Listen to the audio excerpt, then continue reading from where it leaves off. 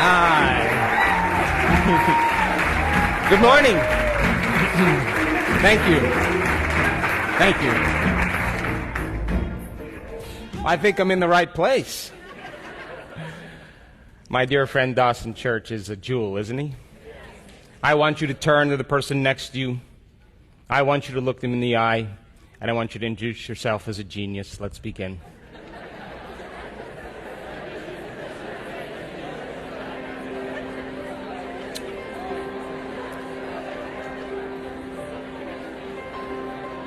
So,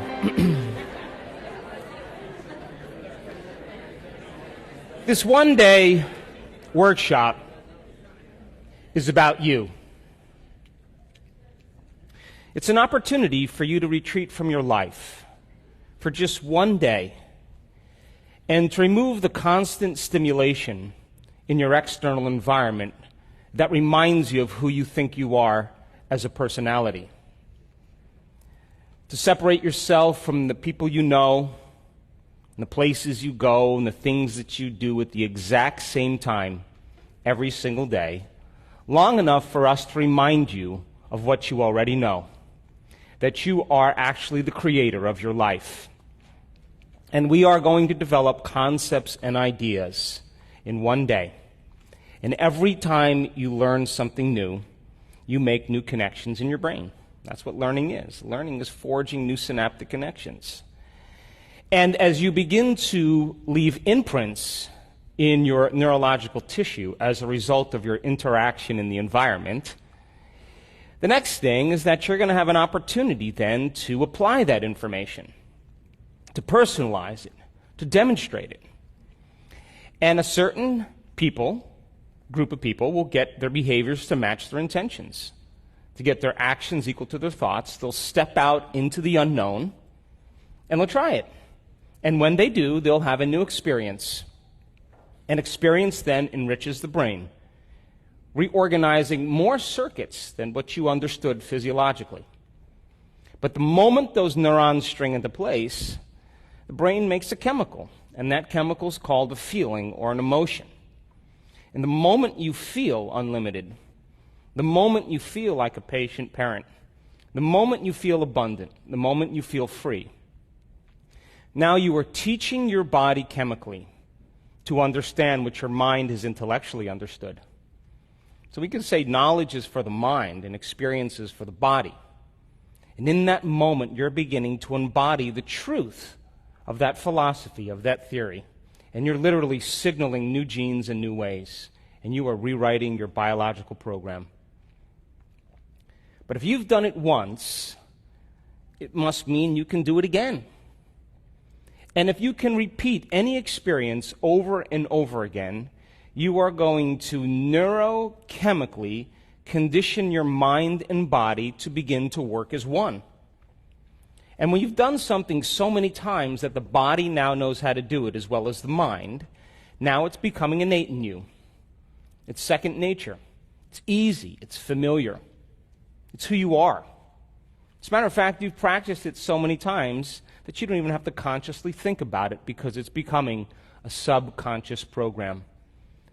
So our job is to go from philosopher to initiate to master, from knowledge to experience to wisdom, from mind to body to soul, from thinking to doing to being, to learning it with your head, practicing it with your hands, and knowing it by heart. And you and I have all the biological and neurological machinery to do this. And this is a time in history where it's not enough to know. This is a time in history to know how.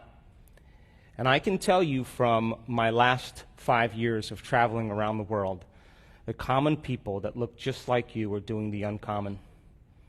They're healing themselves of very serious health conditions. They're creating better opportunities and better lives for themselves, new careers. They're healing old scars and wounds that kept them connected to the past.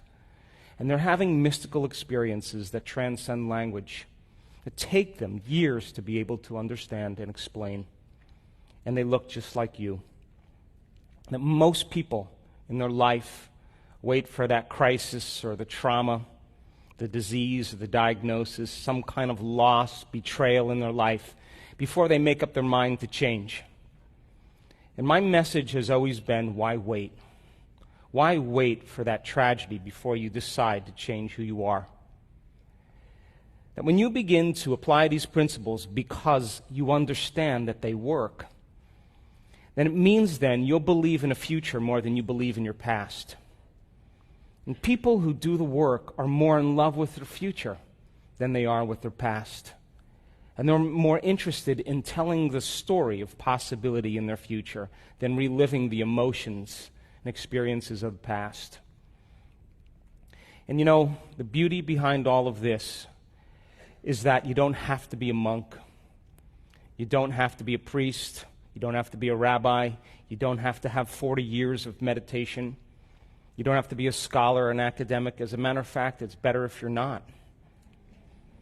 Because the simplicity of all of this, when people begin to apply it, is they begin to experience the fruits of their efforts. And I can tell you there isn't a person in this room that is so special to be excluded from this phenomenon. And that your thoughts literally have an effect on your body. That all thoughts carry an energy or a frequency.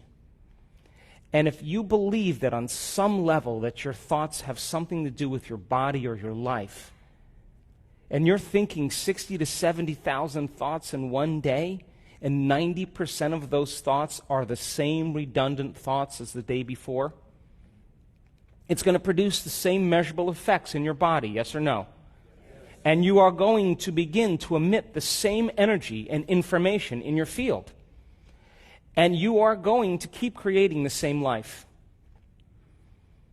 So then the same thoughts always lead to the same choices. The same choices always lead to the same behaviors. The same behaviors create the same experiences. And the same experiences produce the same feelings and the same emotions. And those very same emotions drive your very same thoughts. And your biology, your neurocircuitry, your neurochemistry, your hormones, and even your genetic expression is equal to how you think, how you act, and how you feel. And how you think, how you act, and how you feel is called your personality. And your personality creates your personal reality. That's it. That's it. So if you wanted to create a new personal reality, a new life, you would have to change your personality, yes or no? That means then you would have to start thinking about what you've been thinking about and change it, yes? You would have to become aware of your unconscious habits and behaviors and modify them, true? Even what you say and how you talk. And you would have to look at those emotions that keep you connected to your past, because emotions are the end product of past experiences. And you would have to decide, do these emotions belong in my future? That means if you want to be wealthy, you can't take lack or unworthiness. A wealthy person would never feel that way. So most people try to create a new personal reality as the same personality, and it doesn't work. You're literally going to have to become someone else. So the principle in neuroscience says that nerve cells that fire together. So if you keep thinking the same thoughts, making the same choices, demonstrating the same behaviors, create the same experiences that stamp the same networks of neurons into the same patterns, all for the familiar feeling called you, then wouldn't you agree then, if you've done that over and over again, firing and wiring, emotionally conditioning and signaling the body in the same way into the past?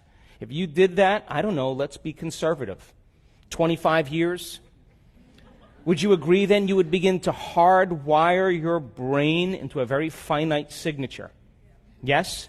And that finite signature is called your identity. And it's a fact that by the time we're 35 years old, we become memorized to a set of automatic programs, behaviors, beliefs, perceptions, emotional reactions that function subconsciously. So then the first process of change then would become conscious of your unconscious thoughts, yes or no? Yes. And because of the size of the frontal lobe, which is 40% of your entire brain, the crowning achievement of the human being, the fact that you can observe how you're thinking, notice how you're acting, and pay attention to how you're feeling, the moment you can observe that, it means you're no longer the program, yes or no? You're the consciousness observing the program, and you're beginning to objectify your subjective self. You're no longer your biology. You're the consciousness observing who you are. Yes or no?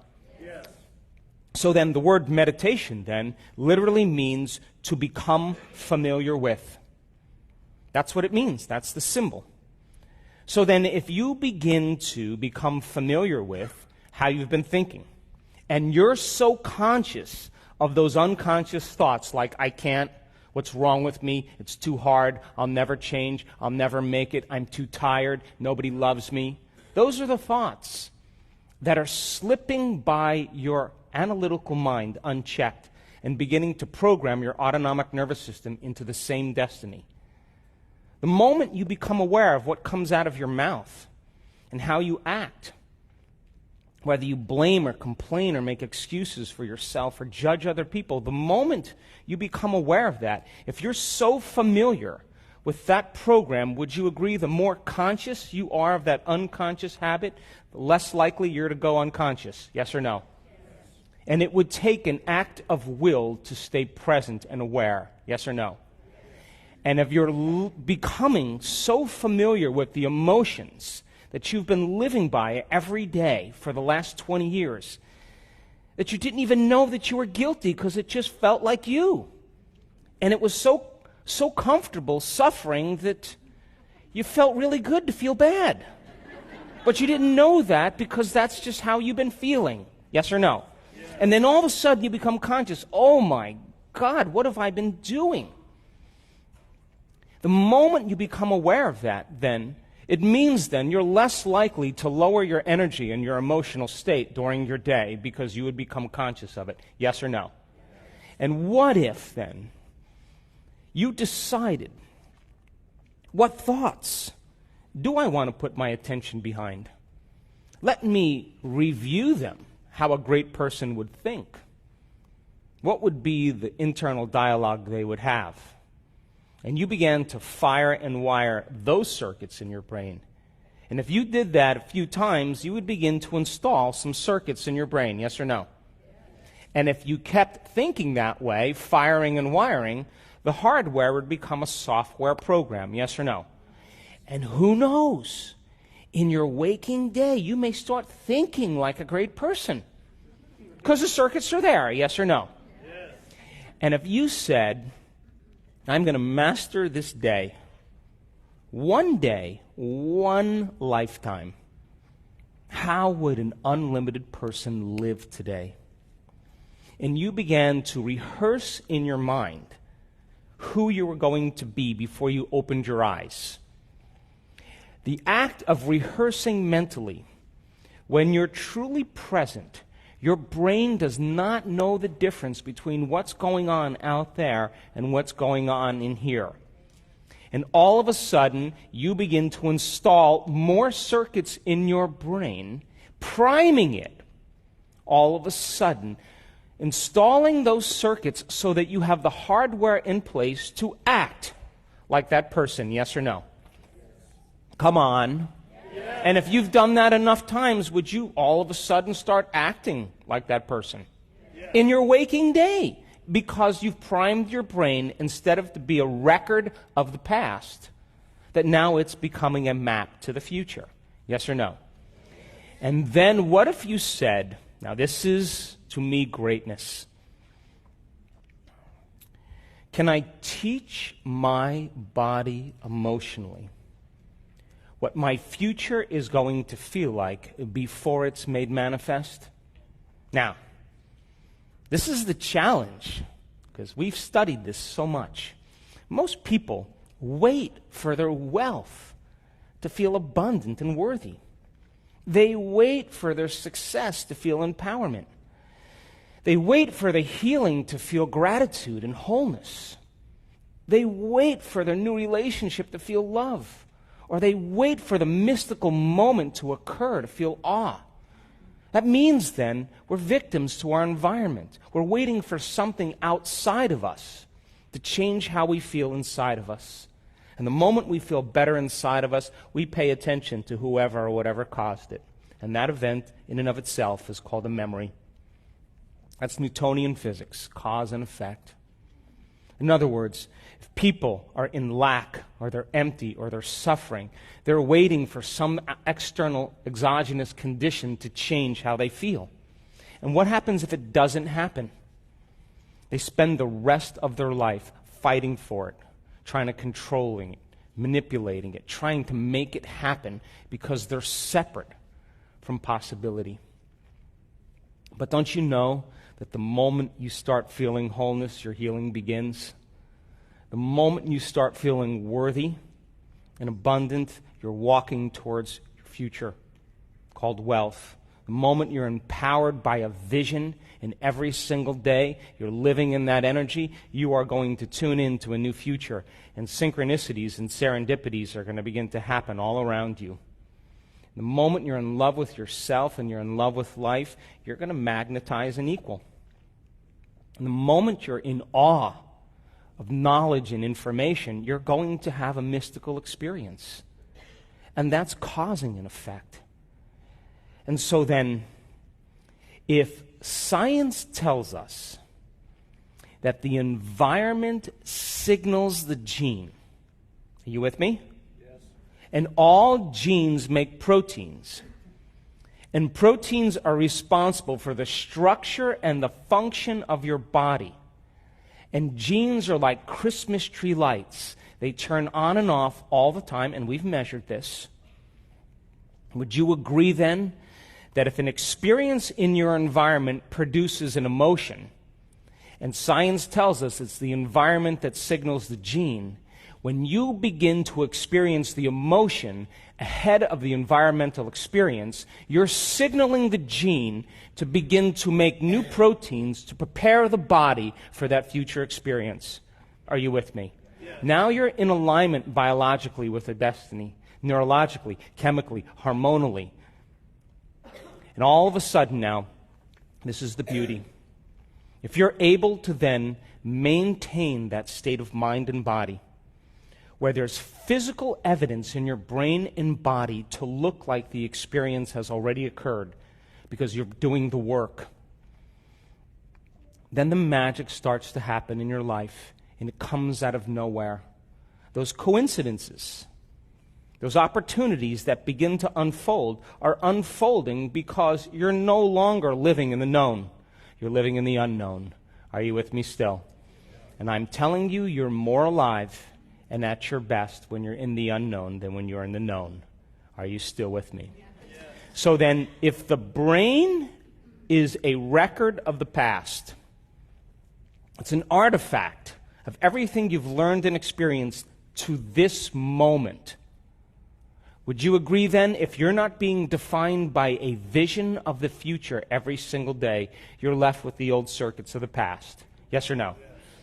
And if you are living by the memories of the past and you're not installing any circuits into the future, then you're going to be predictable in your life.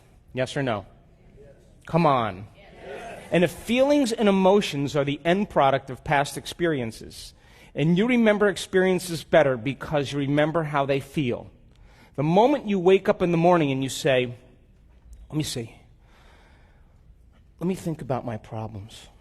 Oh, now I'm starting to feel a little bit more like myself. Wait, let me grab my cell phone and let me check my WhatsApp and my texts and my emails and my Facebook. And Jennifer's eating carbohydrates. Did you see that? Oh my God. And my high school boyfriend is looking for me. And the moment you begin to connect to your network of your personal reality, the moment you start turning on those circuits in your brain and you come back to your senses and you get connected to those emotions that have defined you based on memories, and those emotions are driving your thoughts, and you can't think greater than how you feel, you're thinking in the past. Yes or no? Yes. And you'll keep creating more of the same life. So then, think about this. You wake up in the morning, your brain, for the most part, is in the past, yes or no? Yes. Come on, poke the person next to you over there. And would you agree then if you connect to a familiar feeling or an emotion, and those emotions are driving your thoughts, and those thoughts are creating the same emotions, and those same emotions are driving your same thoughts, and those same thoughts are creating the same emotions, that you're conditioning your body into the past, yes or no? Yes. And your body is the unconscious mind.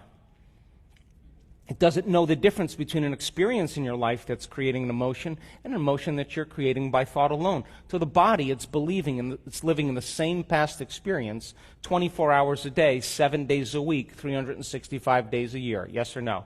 Yes. And the body is beginning to continuously get the same information, and it's believing it's in the same environmental condition, which means you're signaling the same gene in the same way. Yes or no?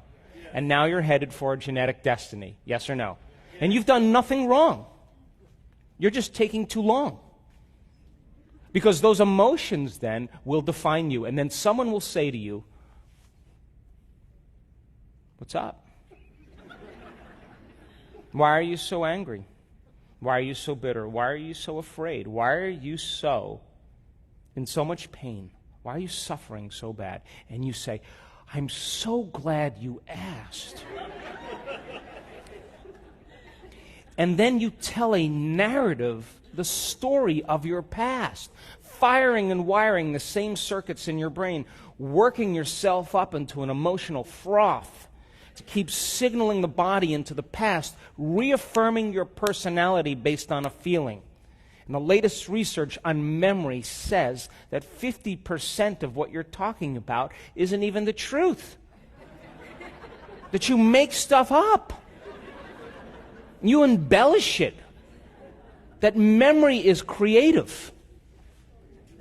And what that really means after all these years of studying this, when you ask a person that, it means that they had an event or a series of events in their life that branded them emotionally.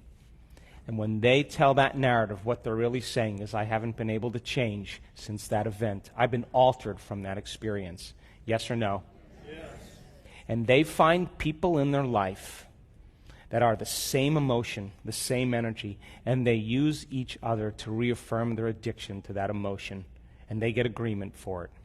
And they say, "I can suffer more than you can." No, I can suffer more than you do. Are you with me still? So then, the body becomes conditioned into the past, which means for the most part, most people's biologies are anchored in the past. And if how you think and how you feel creates your state of being, and you're thinking the same thoughts that are creating the same feelings and same emotions, and those emotions are influencing your thoughts, would you agree then you're signaling that same gene over and over again? And if genes are responsible for the structure and the function of the body, and you keep selecting and instructing the same gene, you're going to wear that gene out.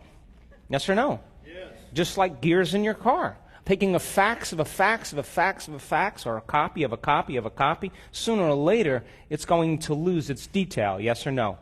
And that's exactly what happens to the body. The body begins to break down because those proteins are responsible for your physiology, for your structure.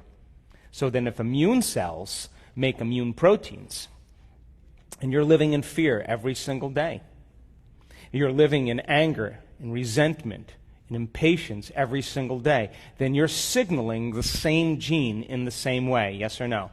Yes. And if you keep doing that for a period of time, sooner or later you're going to program that gene, and all of a sudden the body's going to get unhealthy. Yes or no? Yes. And look, people say, "Well, I did my meditation 3 days and nothing happened."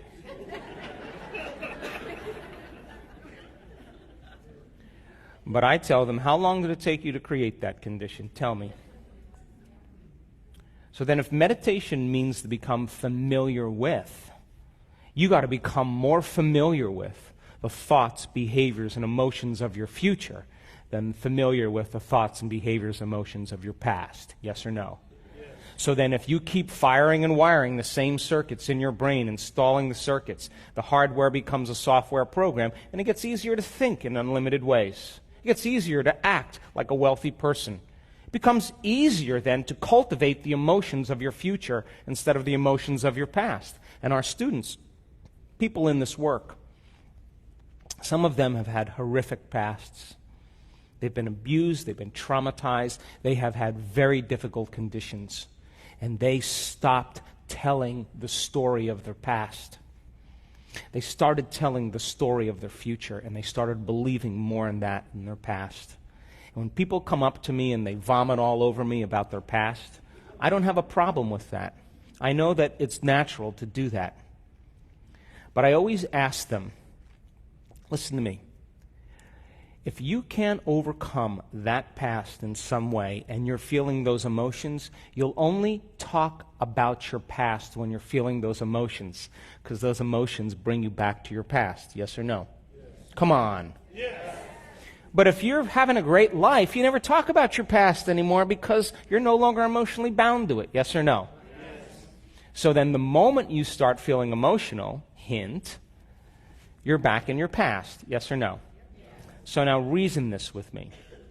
Great experiments have been done on the fact that we emit light and information, that you are an electromagnetic being, that you are emitting energy and information. And all that energy is carrying a message. And if you're living every single day in the same energy, then your life should not change in any way. Yes or no? Yes. Come on. Yes. Come on, stay with me. Yes. Did the gene thing throw you off? So think about this.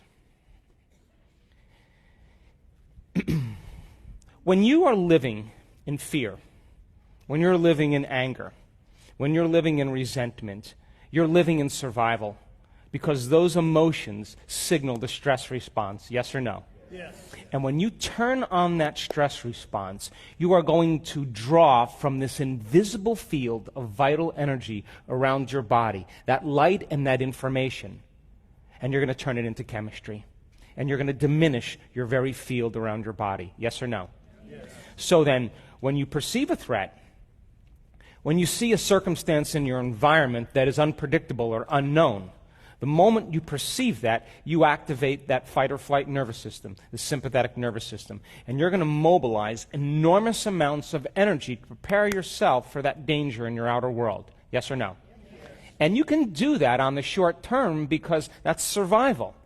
But when the event is over, the body rests, parasympathetic nervous system turns back on, long-term building projects start to occur, you're starting to heal.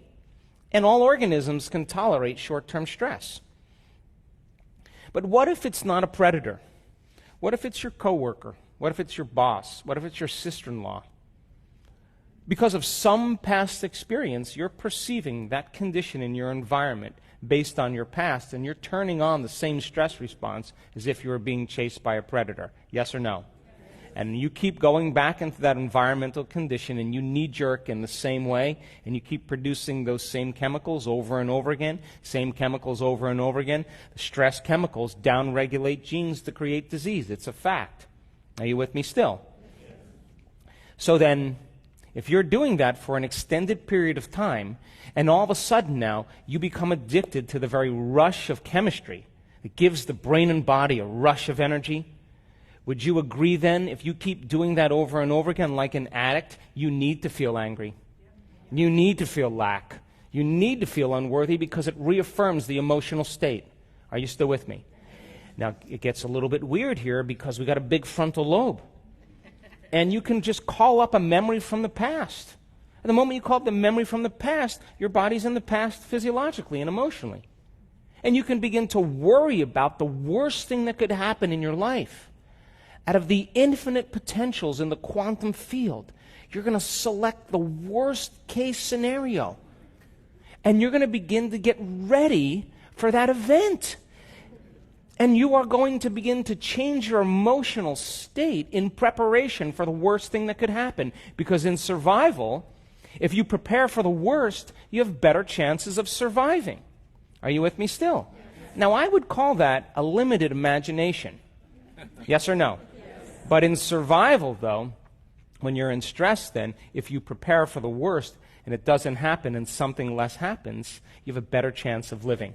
And this is the primitive survival gene that begins to become activated. And people spend their entire life doing this. And all they're doing is marrying a clear intention, a vision of their future, which is a very limited point of view, and embracing it with a familiar emotion of the past. And they're expecting their past to be their future.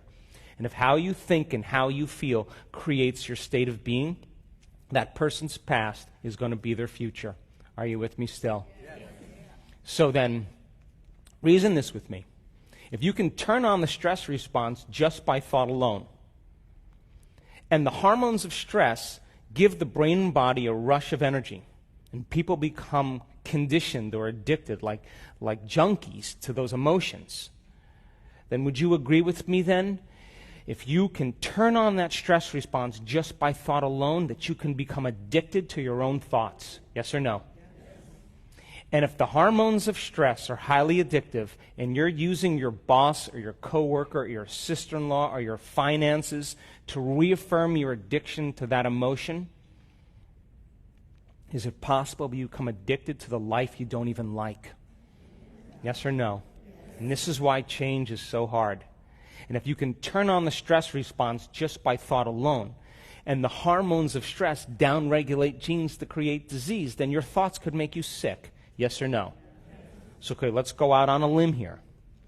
If your thoughts could make you sick, is it possible that your thoughts could make you well?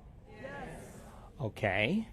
So then that means then that you would have to start a process of no longer drawing from this invisible field of vital energy and turning it into chemistry and diminishing your own light field.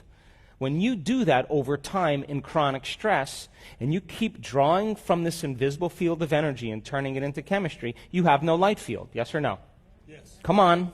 Yes.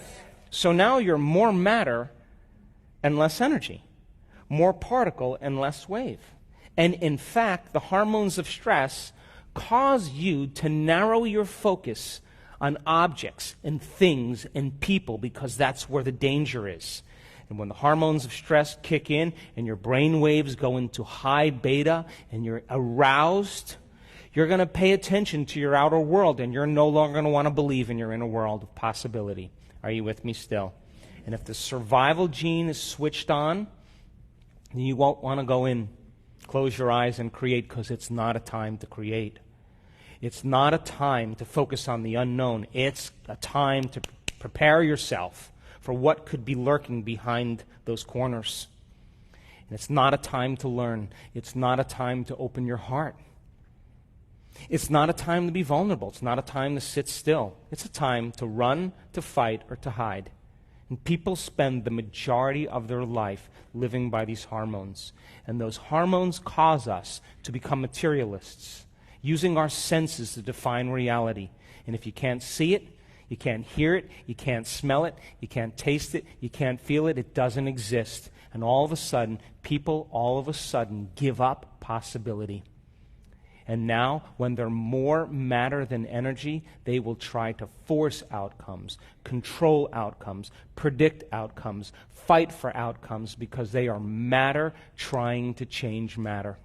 Are you with me still? And as people begin to try to control and predict all the different things in their life when they're aroused by these chemicals, each person, each object, each thing, each place, each experience has a neurological network in their brain because they've experienced them already. Yes or no? Yes. And as they shift their attention from one person to one problem or one thing, they start activating these different circuits over and over again. And all of a sudden, if you measure that in the brain gets highly incoherent. It's a house divided against itself. And when your brain is incoherent, you're incoherent. And when your brain isn't working right, you're not working right.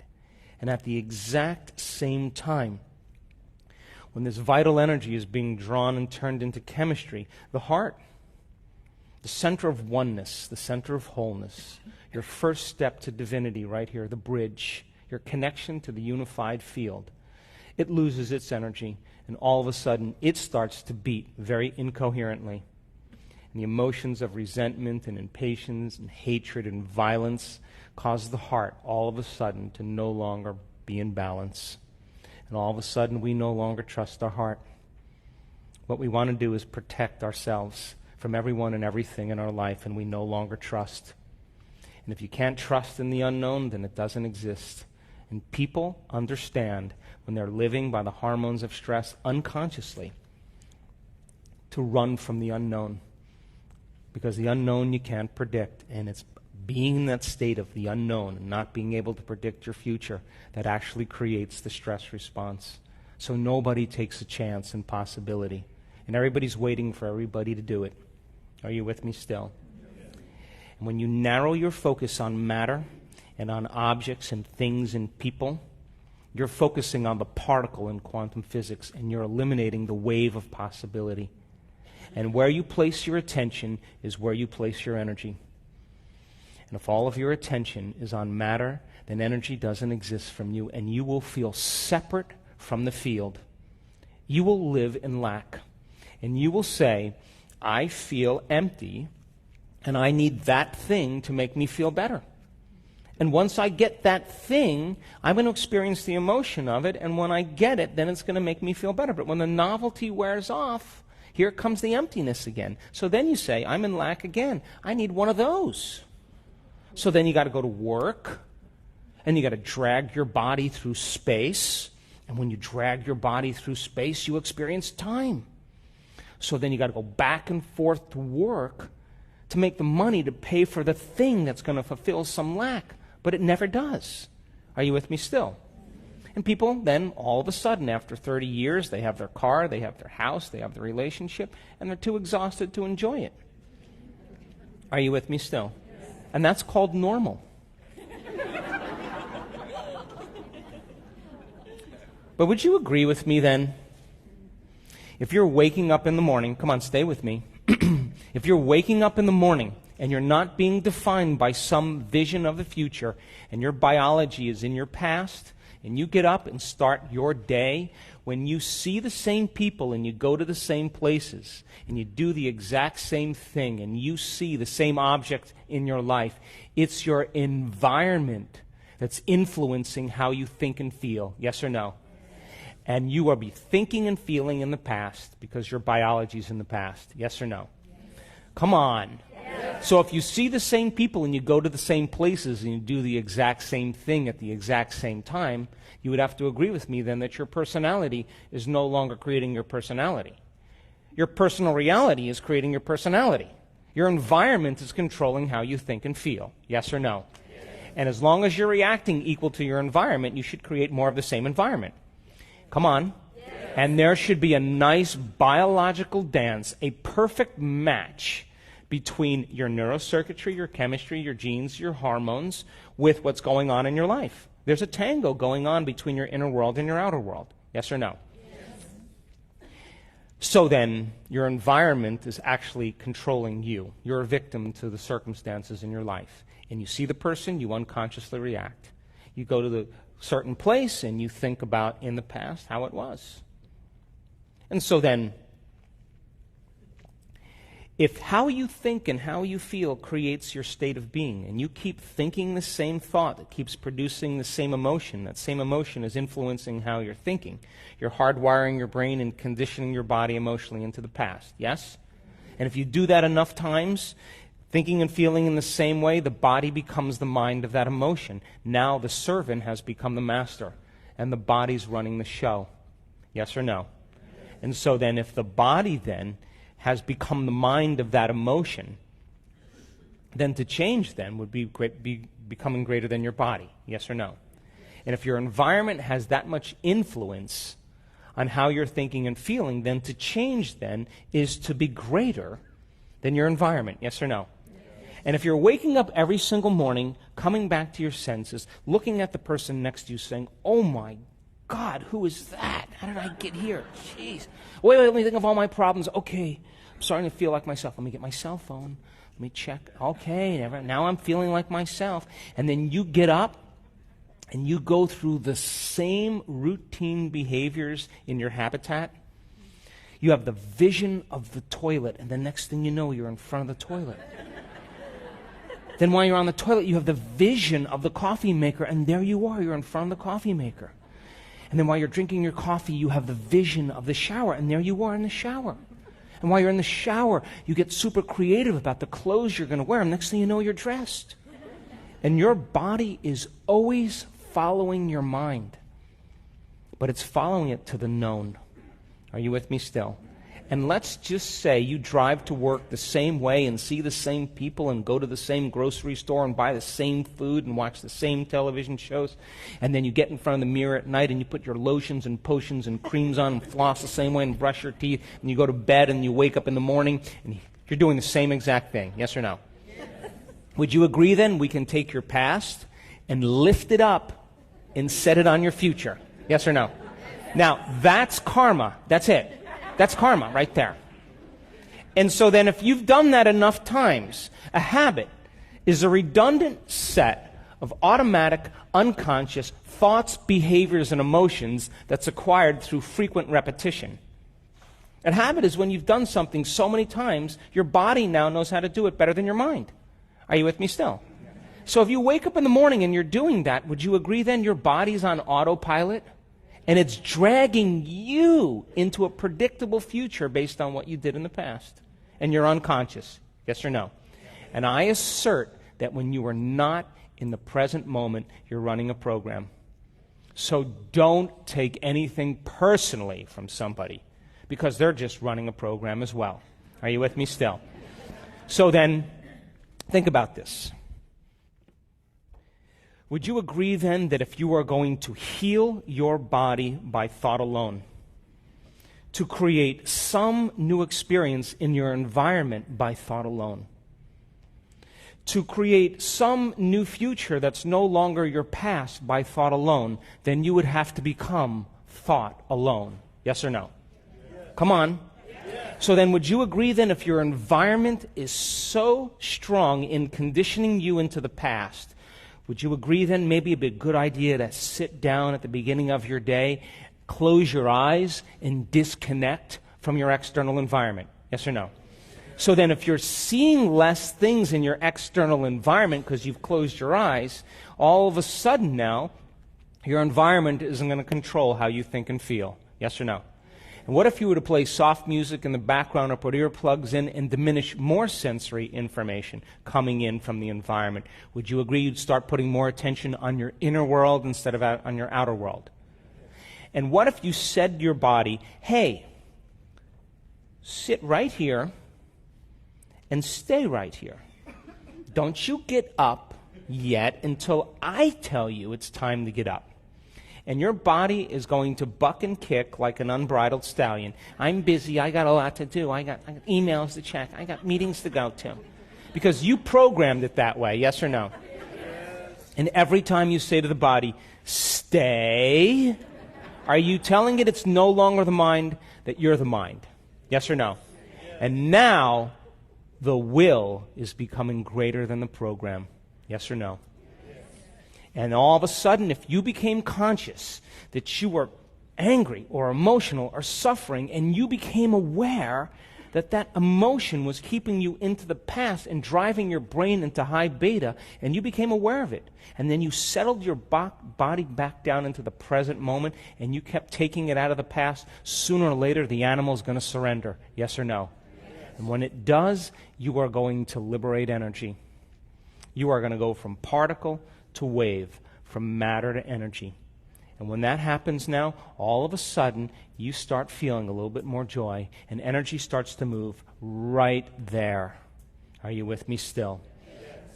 And if you are uncompromising to the eternal present moment, the generous present moment, and you keep coming back to the present moment, coming back to the present moment, and you understand where you place your attention is where you place your energy, and you're no longer thinking about the people you have to see and the places you have to go and your cell phone and your computer and your emails and the news, and you keep returning your attention back to the present moment, would you agree then you're disinvesting your energy out of the known future and you're making room for the unknown in your life? Yes or no?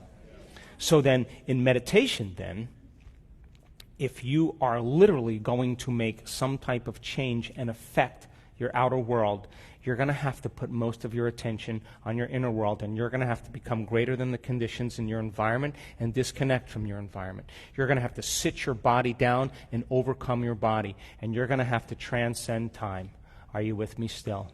So then when you're living by the hormones of stress and you're in a threatening situation and the survival gene is turned on, then you're going to spend the most of your time thinking about your environment. Yes or no? And what is your environment made of? People, pets, things, objects, places, time. Yes or no? And when you're living by the hormones of stress and that survival gene is conditioned and turned on, would you agree that you better pay attention to your body if you're being chased by Mr. Big? Yes or no? So most people start to put all of their attention on their body, and they start believing that they're their body. Are you with me still? And if you're living by the hormones of stress and you're trying to predict the future based on the past, then you would have to agree with me then when you're in the present moment, you can't be in stress. Because there is no future and there is no past. There's only the present moment. Yes or no? So then meditation is about that. And what we've measured over and over again when we've done this, as I now know, without a doubt, that you are at your absolute best when you get beyond yourself, period. And I can tell you right now, you can't tell me you're too old. You can't tell me you're too out of shape. You can't tell me about your past. You can't tell me about your disease. I have seen transformation and shifts in people's bodies independent of how old they are, how out of shape, how in shape, their wealth, their social status. I've seen it happen on all cultures, all ages, all kinds of people. Are you with me still? So then, if you start taking your attention off your body, then would you agree that you would become nobody? Yes or no? Yes or no? Yes. And if you took your attention off all the people in your life that you have to take care of and make sure everything's in place, and all those people have created your identity, that the moment you take your attention off all those people in your life, you become no one. Yes or no? Come on. And if you're not thinking about the things you own and all the objects, your computer, your cell phone, then all of a sudden you're in nothing. Yes or no? Yes. And if you take your attention off the place you have to go or the place you're sitting and you get so lost in your inner world that there's no longer an outer world, then you're in nowhere. Yes or no? Yes. And if you are not thinking about the predictable future or the familiar past and you are in the generous present moment, then you are in no time. Are you with me still? And that means then you're no longer your face. You're no longer your pain. You're no longer your job. You're no longer your gender. You're no longer your diet. You're no longer your profession. You're no longer a mother. You're no longer a father. You're no longer a kid. You're no longer your culture, your skin color. You're no longer your name. You are nobody. No one, no thing, nowhere, and no time. And in that moment, you are walking into the door to the quantum field. You are passing through the eye of the needle. Are you with me still? And now here's what happens when this occurs. And we've measured this enough times.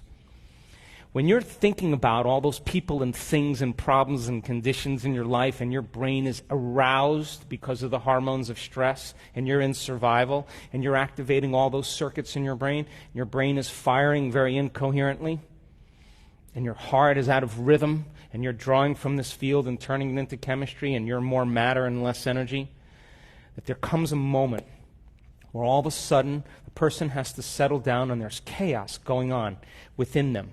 They're disconnecting from their environment, and it's the unknown. And they have to work in trusting in the unknown more than the known. And as they do this properly, and they get beyond themselves, and they're no longer thinking about those people. They're no longer thinking about their pain or their body. They're no longer putting their attention on objects or things or places in time. If they're no longer activating these circuits in the brain because they're no longer thinking about them, guess what happens? Their brain waves begin to change from beta brain waves, high beta aroused state, into alpha. And in alpha, all of a sudden, the inner world starts becoming more real than the outer world. The brain starts to imagine. And when you're out of the way and you're no longer thinking and feeling in the same way, and you're changing your brain waves, as you change your brain waves, you're falling right into the autonomic nervous system. And as your brain waves slow down, all of a sudden you're connecting to that autonomic nervous system that wants to just do one thing: create order and balance in your body. And it says, she's gone. She's out. And it steps in right into the neocortex. And when it steps right into the executive brain, all of a sudden it starts taking those different compartments of the brain that were no longer working together and starts to synchronize them. And all of a sudden you see the front of the brain talking to the back of the brain. We've seen this so many times. You see the right side of the brain talking to the left side of the brain. And all of a sudden you see the brain starting to move into a more holistic state. And what sinks in the brain links in the brain. And all of a sudden, the person starts to feel connected to something greater. Are you with me still? And the moment that that happens, we can predict it now. The neuroscientists that come and study our work, we say, she's going to pop. What do you mean? Just watch. She's going to pop. And all of a sudden, the brain starts working together. And as they're no longer thinking and they're no longer putting their attention on objects and matter and people and things, and they're all of a sudden putting their attention within them, and that brain starts functioning in a holistic way, it starts to synchronize, and those brain waves become highly coherent. And all of a sudden, when that happens, that energy moves right into the heart. And at that time, we've measured this, all of a sudden, that person starts to feel whole. When that brain, that right hemisphere and that left hemisphere come together and it starts to synchronize, the union of polarities, the union of duality, the union of separation or opposites is called wholeness, it's called love. And the moment those two hemispheres come together, that energy breaks right into the heart, and the person's heart goes into super coherence. And the field around their body can be up to 8 feet wide, 9 meters wide. Now they're more energy than matter, more wave than particle, and they feel connected to something greater, and they would never try to control an outcome. They would never try to force an outcome. They would never try to predict an outcome, because they understand that all they have to do is put their attention on possibility, and their body's going to follow their mind to the unknown. And it's so amazing when this happens. You can see the person's heart go into coherence, you can see their brain go into coherence, and you can walk around while they're in the meditation, you can look at them like this, and there are tears of joy rolling down their face. They are being baptized by the divine. They are connected to the unified field. And the unified field is that quantum field that governs all the laws of nature. And when that occurs, they feel so whole and so in love with life and so in love with themselves, it's impossible to want. How can you want when you feel whole? You feel like you have everything. And that's the moment the magic happens over and over again. And there is a biological, neurological, genetic upgrade in that person when they connect to the unified field. And when you connect to the unified field, you will go from somebody to nobody to everybody. From someone to no one to everyone. From something to nothing to everything. From somewhere to nowhere to everywhere. And from sometime to no time to every time. Isn't that the quantum field? And when that occurs, you will feel so connected and so whole. When you're in that state, you no longer experience separation. You no longer are saying, I need that. You're saying, I already have it. I don't really need anything. And when you're in that state, guess what happens?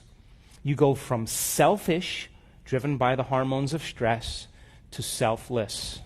And all of a sudden, that heart of yours begins to open, and the innate capacity in you to give, to take care of, to nurture, to serve is who we really are. And all of a sudden, you create a community of people that are in love with each other, and they understand that the way that we survive is in cooperation, no longer in separation. Are you with me still? So imagine this. Imagine. I always say that the thought that you think is the electrical charge in the quantum field. And how you feel is the magnetic charge in the quantum field. And how you think and how you feel is broadcasting information into the field. Are you with me still? Come on.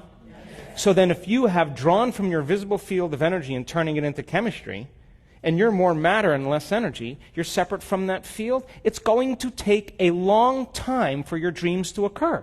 Yes or no? Because we live in a realm where there's infinite space. Look at, space goes on forever, yes?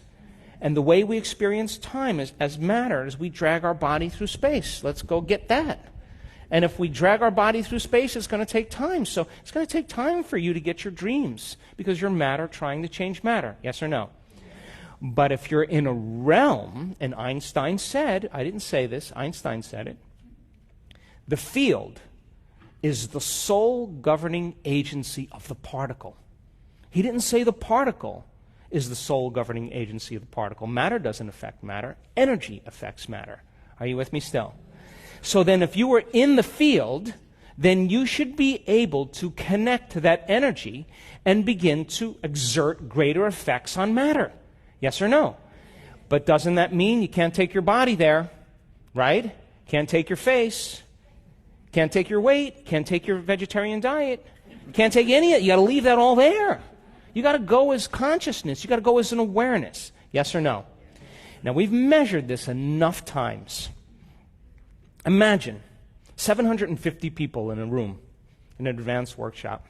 They have overcome themselves. The first day is all about overcoming themselves. And we know that the energy in the room usually goes up slightly, because we measure it, or it goes down slightly, or it goes up a little bit. Because as people begin to break their emotional bonds with everyone and everything in their life, they're drawing energy from the field, and they're building their own vital field of energy. Yes or no? So then we should see the energy in the room drop. And we do, because, hey, if you're using your best friend to reaffirm your addiction to suffering, hello, am I getting too close? And then you're breaking that addiction, then you're gonna no longer be bound to that person energetically, and you're going to start calling energy to build your own field. Because all of that suffering, all of those emotions, all that guilt, all that resentment is your creative energy that's tied up. Are you with me still? So there's no energy to create with. So then as you're drawing from this invisible field of energy, and you're breaking the bonds with your past, present reality, the energy of the room will drop. And we've measured it. But when people start to overcome themselves, all of a sudden they start to contribute to the field of energy in the room. Now all of a sudden their heart starts to become more coherent. How do we know that? We measured it. And I don't care how old you are. I don't care about your past. I don't care about your skin color, your gender. I don't care about any of that. When people finally open up this center and we teach them how to do it, and I just was in a long meeting with the Heart Math Institute that we partner with, and he keeps telling me, your results are supernatural. And I keep telling him, our students are supernatural. Imagine 750 people in the room. They're overcoming themselves. And they start activating this center, their center of oneness, their center of wholeness, their connection to the unified field. And as the heart starts getting coherent and it starts creating elevated emotions like gratitude, people are feeling the emotions of their future that begin to create holism and oneness. And not just doing it for a few seconds. We want our students to sustain it, to make it a skill, to regulate internal states independent of the conditions in their external environment. And our students can hold it for 45 minutes. Imagine, the heart is in super coherence. When that heart starts to beat in rhythm and they're sustaining it, all of a sudden that field starts to expand. That energy starts to become very coherent, like dropping a pebble in water, after pebble, and it's creating this wave. And that's the magnetic field around the body. Are you with me still? A measurable magnetic field. This is science. And that energy is a frequency. And all frequency carries information. So imagine then 750 people in the room opening their heart with an elevated emotion like the joy for existence, the love for life, the inspiration to be alive, care, kindness, compassion, activating this center, the union of duality, and they're putting out a measurable, coherent magnetic field. And if all that frequency carries information, they lay the thought, the intent on that energy. And what if you had 50 people in the front of the room wearing heart rate monitors? And they're sitting there, and the rest of the room is sending the thought on that energy for the greatest good for those people sitting in the front of the room. You tell me then how majority of those people, how their hearts all go into coherence at the exact same time, on the exact same day, in the exact same meditation. You see, we are bound by that field of love and energy. Are you with me still? And that's what creates community. So then, when you start to open your heart, every single person that you are connected to, you begin to have an effect on, because you are entangled in energy. Are you with me still? So then, when that person starts to go into heart coherence, and they start producing a measurable coherent field, and their brain is in coherence, there's research that shows that the heart and the brain are communicating not just by nerve cells and nerve tissue, that they're interfering and creating a coherent electromagnetic signature. And the heart begins to act like an amplifier, and it begins to affect the brain, becoming more coherent. The brain sends a more coherent message to the heart, and all of a sudden the person is in a whole different state of being. And that state of being is what I call the natural state of being. That's who we really are when we're not separate, when we're not warring, when we're not deceiving, when we're not competing, when we're not prejudiced, when we're not living in fear and hostility that creates separation. That's who we innately are. Are you with me still? So then, if your energy becomes coherent, and the person next to you's energy is coherent, and those two energy fields come together, and they start interacting, and they start interfering, they're going to create a bigger amplitude, a bigger wave. Yes or no? And the bigger the amplitude, the higher the energy. Yes or no? And then the higher the energy, then the more energy we should see in the room. Yes or no? And we've measured the energy in the room, and it always goes up in our events because the divine is present. And the person then becomes more energy than matter, more wave than particle. And now, we used to see, years ago, small changes in our events. You know, people having here and there some wonderful experiences. And now, it's happening in shorter and shorter amounts of time. And the higher the energy, the faster the frequency, the more connected they are to the unified field, the shorter amount of time it takes for it to occur. Are you with me still? Yes. And I can tell you without a doubt, I've looked at over 8,000 brain scans. I can tell you that when you analyze your life within some disturbing emotion that's created by the hormones of stress, you are going to make your brain worse. Because those emotions are the past, and you're thinking in the past. And if you're aroused by those stress hormones, you're going to drive it further and further into high beta. We've seen it over and over again. I can tell you without a doubt that your brain doesn't change your brain.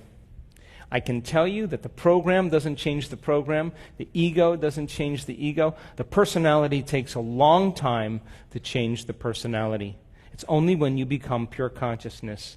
That's the moment you have an effect on matter. Are you with me still? And imagine then, we've seen this now. When a person truly connects to that unified field, and we can predict now almost when it's going to happen, if their brain is being measured, would you agree then you should see higher energy in the brain?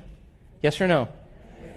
So then when a person, listen to this, is connecting to that unified field where all possibilities exist and they no longer feel separate from their dreams, they feel connected to their dreams, all they have to do is put their attention and their awareness on what already exists. Yes or no? Come on, that bounced off some of you.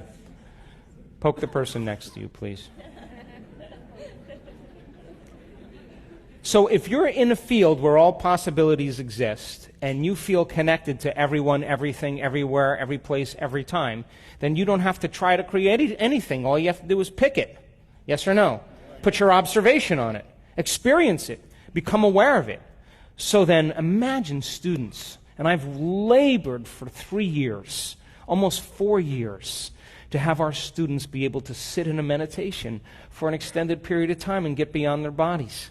And now our students, our advanced students, they can sit for as long as they want to sit. They know how to do it. They can change their brain waves in 4 seconds, 5 seconds, 9 seconds, 12 seconds. It's not like, hey, I'm getting to the quantum field before you. It's not like that. It's more like a skill, yes or no? And imagine we had all these wonderful, wonderful elders in our event in Tampa just a few months ago. And you can't tell me that you're too old to do this, because I saw them connect. And one lady in her late 70s said, I lost my spiritual virginity today. She connected. So imagine then, when the person truly connects to that field and they begin to tap into a greater frequency, it should be measurable in their brain, yes or no? And imagine we're capturing amplitudes of energy that have never been recorded in the history of neuroscience.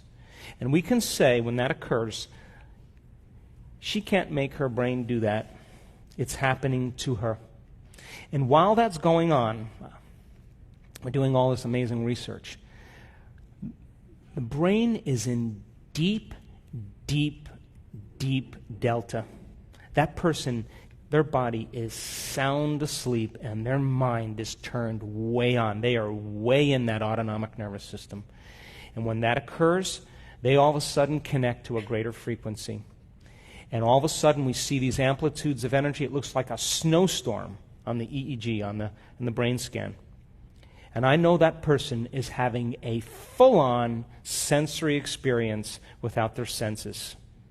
They are having an inward experience that's greater than their trauma, their betrayal, their shock, their diagnosis, their fear. Whatever's happening between their ears is more real than anything that's happened in their external environment. Now think about this.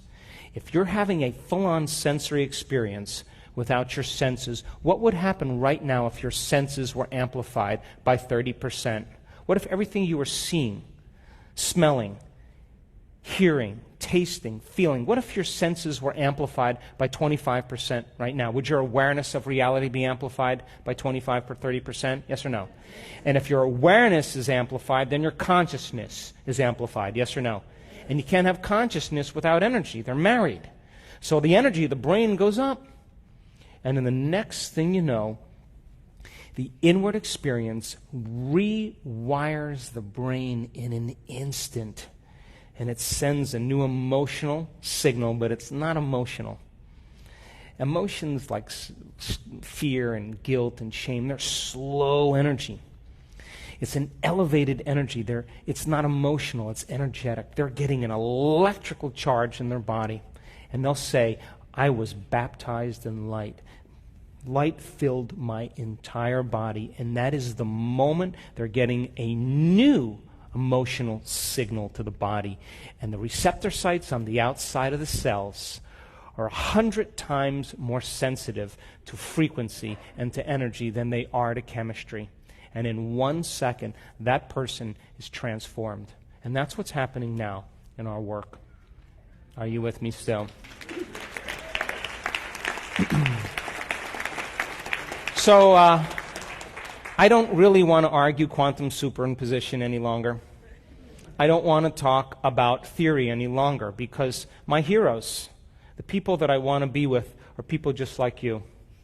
That I don't care about keynote lectures or conferences. I'm bored with them. I've outgrew them. I want to be with doers. Imagine, we were in Italy just a few months ago running an advanced workshop. I have a whole new team of neuroscientists that we're working with. And I was trying to get to these guys. They're physicians and researchers, and I'm trying to get to them to show them some of the crazy stuff, to prepare them. Like, get ready, this is going to get wild. And they're busy doing all their brain mapping and get everything organized, and we're going to meet for lunch, and I get to lunch early, and then I have to go, and then I'm leaving, and they're coming in. In 3 days, we're doing this. I'm going to get to you guys, I'm going to get to you guys. And then after like 3 days, I'm like, nothing like an experience to cause a long-term memory. And I thought, the hell with it. Let them just have the experience, you know. So, second day, Friday afternoon, I'm introducing a new meditation. And we have a room of 600 plus people, and I'm on the stage and I'm leading the meditation, and all of a sudden I see all this commotion going in the back there. And they're screaming and yelling, and my staff comes up, you better get back there, you know. So I go out the back here, and I go along the hallway, and I come in the back, and this is what they're saying, okay? And there's a woman sitting in the middle of this meditation, and she's lit up. And when I mean lit up, she's having an experience. And the brain scientists are watching the screen and just saying, she's having a massive seizure. Now, they've never seen anything like this before. Here's the humor in the situation. The woman who's sitting in the meditation is a physician from London. Are you with me? And she is connecting to the unified field, and she's getting an upgrade.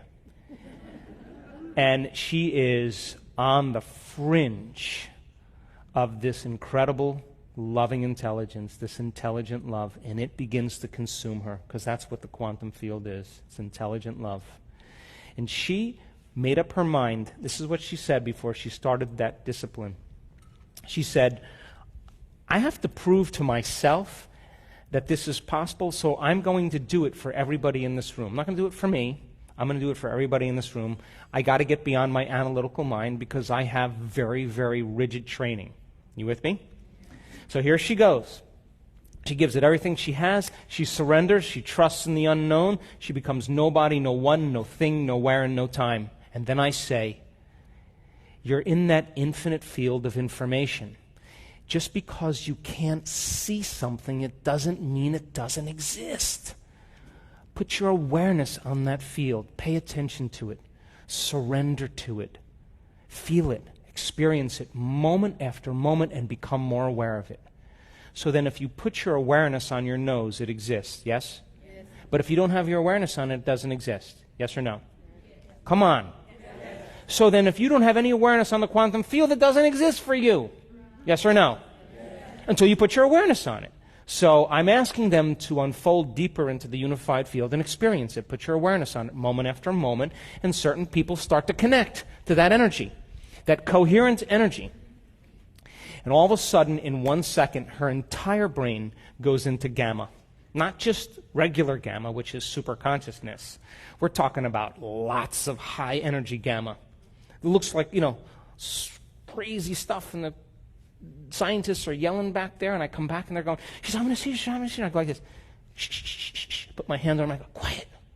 And she's back there listening to them say, she's having a seizure. Now, she's a physician, and she's saying, oh, this is not a seizure.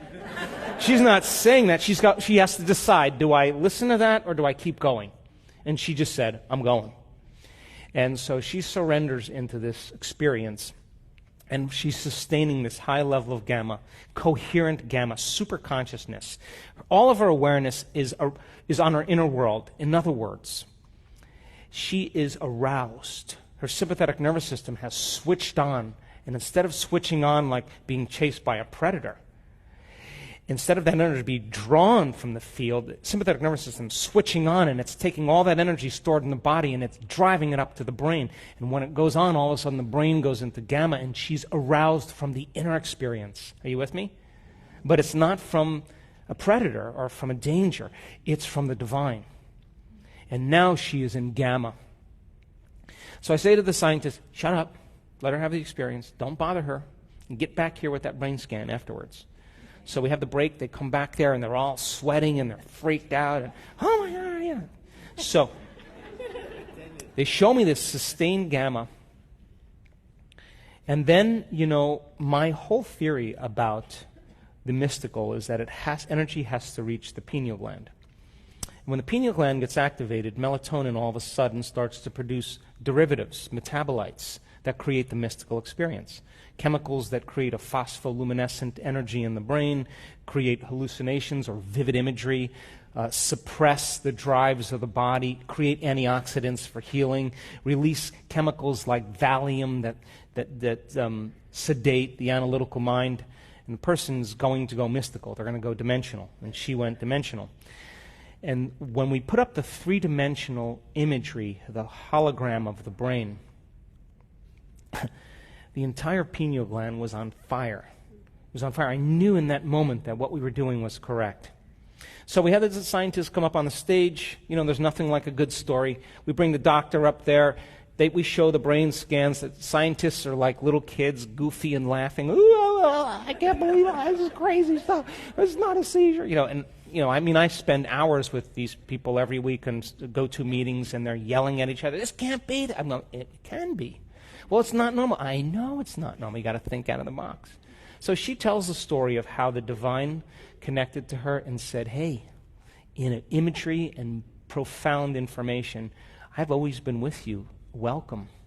And she was laughing and crying at the same time. And now this is not like a dream or visualizing. You understand this is a download. Yes? And with that information comes energy, because you can't separate the two. She's getting a very profound message. She's on the stage sobbing, telling the story. And then the event ends in Italy. And we all fly back to Seattle. And when I land in Seattle, one of the researchers is a physician. She's a brilliant lady. And she sends me a picture of this woman who's the physician from London. And she had eczema from the time she was 3 months old. Now, she's a doctor now, right? She did the diet, she did the cortisol, she did all the creams, she did all the things, took all the Benadryls, and of course, all of that was matter trying to change matter. Yes or no? Yes. And so she got a little improvement, and kept it at bay. So they send me the picture of her arm with eczema covered all over her arm, and then two hands like this, and eczema all over her hands. Monday morning, they send me the next picture of her arm, and there's no eczema on her arms anywhere. None. And no eczema except a little bit on the outside of her hand. So then, if you connect to that unified field of oneness and wholeness, then wholeness and oneness should be reflected in your biology, yes or no? Yes. And would you agree the more you surrender and get out of the way and get beyond your body and your face and your skin color and your culture and your problems and your past and your future, and you trust in that unknown, the deeper you go into it, the faster the frequency, the shorter amount of time it should take to produce effects in your life. Yes or no? And people who do this work always say the same thing. It came out of nowhere. And I always say to them, that's because you created it in nowhere. Something appeared out of nothing. That's because you created it from nothing. It happened in no time. I know. You created it in no time. Yes or no? So then, the divine in you, in closing, has always been present with you. Yes or no? Yes. It's an omnipresent intelligence that's loving you into life. Yes? And so there's your outer environment, and if you want to hide the divine anywhere really well in a human being, you put it within them, because they'll look everywhere else for it. Yes? So it's a presence, yes or no? Yes. And it's standing here and it's waiting. And you know when someone's present in your life with you because they're paying attention to you, yes or no? Yes. And you know when they're not present with you because they're not paying attention to you, yes or no? Yes. So imagine this presence that's waiting for you to do your meditation, and you go like this, you're doing your meditation like that. God, I gotta meditate today. And it's going like, are you kidding me? Oh my God, I don't know if I can do. That's what you're bringing to it. And then while it's standing there waiting, you're thinking, I got to take care of that person. I got to check that email. I got to do this thing. And all your attention is on your outer world, and it's going, hello, I'm over here. And then would you agree that the moment you become nobody, no one, no thing, nowhere, and no time, you're taking your attention off somebody, someone, something, someplace, sometime, and you're becoming nobody? Now you're looking at it, yes or no? Yes. And you walk through that eye of the needle. Once you get through it, then there's more. And if you can unfold deeper into the unified field, and as you move closer towards it, would you agree then you'll experience greater degrees of wholeness and oneness and less separation? That means you won't have to try to create your dreams. All you have to do is become aware that they already exist and experience them. Yes or no? So then the closer you get to it, the shorter amount of time it should appear in your life. Are you with me still? Come on. And what if you were to connect with it? Truly connect with it. Would you agree then you will become more willful? Because it has an amazing will. Come on. Yeah. You become more loving. It's a loving intelligence. Yes or no? You become more giving. It's a giver of life. Yes or no? You become more forgiving. It's forgiven you millions of times. Yes or no? You become more conscious. It's a consciousness. Yes or no? You become more mindful. It has an infinite mind. Its nature will become your nature. Its mind will become your mind. And people then in your life will say, something's up with him. He must have changed his medication today. Because as Dawson said, your nervous system is the greatest pharmacist in the world. And that common people just like you are doing the uncommon. And this day-to-day is to inspire you to begin to practice it in your life and to draw with a community of people that are actually doing it. And that they carve out a little time out of their busy day to present themselves to the world as a greater ideal. And if you can sustain and maintain a modified state of mind and body your entire day and keep your energy up, get ready, because something unusual is going to happen in your life. It's the law.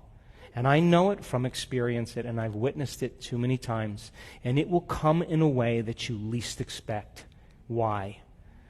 Because if you can expect it, it's nothing new. If you can predict it, it's more of the same. It's got to be a surprise. It's got to rock your world. It's got to catch you off guard, and it has to leave no doubt that what you did inside of you produced some effect outside of you.